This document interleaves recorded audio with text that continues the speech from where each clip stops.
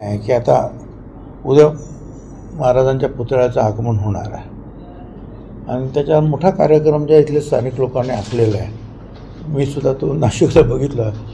काय वेगवेगळे लेझिम आहेत, अमुक आहेत, अमुक आहेत, हे सगळे त्याच्यामध्ये आनंदाने सहभागी होतील आणि किंवा व्हावं अशी मी सगळ्यांना आवाहन करतो की महाराजांचा पुतळा आणि जी शिवसृष्टी जी आहे ही शिवसृष्टी निदान राज्यात तरी एकमेवाद्वितीय, राज्यात का राज्याच्या बाहेरसुद्धा असे करायचे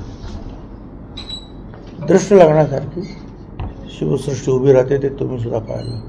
4 एकरमध्ये काम आणि 100 राजस्थानचे वर्कर्स आणि 100 आपले 200 लोक काम करतात रात्रंदिवस. 200 लोक.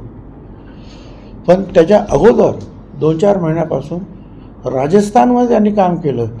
हे सगळे जे आहेत मोठमोठे जे आहेत वेगवेगळ्या प्रकारचे दगड असतील, मार्बल्स असतील, जांभा दगड असेल, याच्या कटिंग्स वगैरे 3-4 महिन्यापासून चालू आहेत आणि संपूर्णच काम गेल्या 3 ते 4 वर्षापासून सुरू आहे.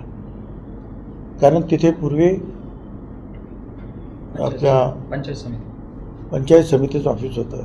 त्यांना आपण संकुलमध्ये जागा दिली, मोठी नवीन काहीतरी बांधलेली, आणि मग त्या जागेमध्ये जर झोपड्या घुसायला लागल्या, लोक घुसायला लागले, त्यामुळे आपण ती जागा जी सांगितलं की आपण ही जागा ताब्यात घेऊन इथे शिवाजी महाराजांची एक शिवसृष्टी निर्माण करूया. आणि मग आणखीन त्यांना थोडीशी मोठी जागा वाढवली आणि 4 एकरमध्ये आता हे अतिशय भव्य काम उभं राहत आहे.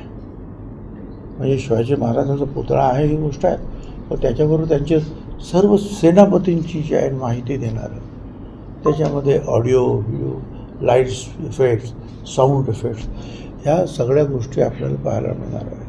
मग तिथे एकदा गेला की निदान 1 तास तरी माणूस सगळं पाहिल आणि संपूर्ण इतिहास महाराजांचा त्यांच्या डोळ्यासमोर उभा राहील की महाराज कसे लढले, कोण कोण त्यांच्याबरोबर होतं. हा इतिहास थोडक्यात उभा करण्याचा प्रयत्न आपला सगळ्यांचा आहे. तर अशा ह्याच्यामध्ये सगळ्यांनी सहभागी व्हावं. जात पात धर्म पक्ष भिक्ष जे आहे ते जरा बाजूला ठेवावेत का. आणि चांगल्या सोहळ्यामध्ये पवित्र सोहळा आहे, त्याच्यामध्ये मिरवणुकीमध्ये आणि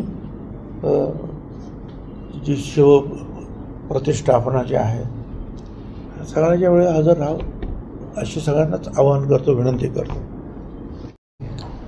आता त्यांच्या पक्षामध्ये ती जर चर्चा पूर्ण झाली असेल तर ते ऑथेंटिक समजायला पाहिजे ना.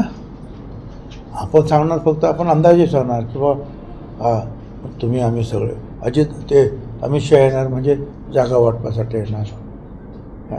परंतु त्यांचा पक्षाचा महाराष्ट्राचा अध्यक्ष जेव्हा सांगतो तेव्हा ते ऑथेंटिक आहे का. बरं, जागा वाटप वगैरे काय ते इकडे कशाला करते. इकडे नेहमीची पद्धत अशीच असते. हे दिल्ली काँग्रेस असेल का नाही तर BJP असेल, हे लोकल लेवलला तुम्ही तुमचं पटवा. जिथे अडचणी असतील त्या दिल्लीमध्ये आमच्याकडे घेऊन या, मग त्याच्यामध्ये समजवता ते करतात. ही नेहमीची पद्धत आहे. त्यामुळे पुढे बोला.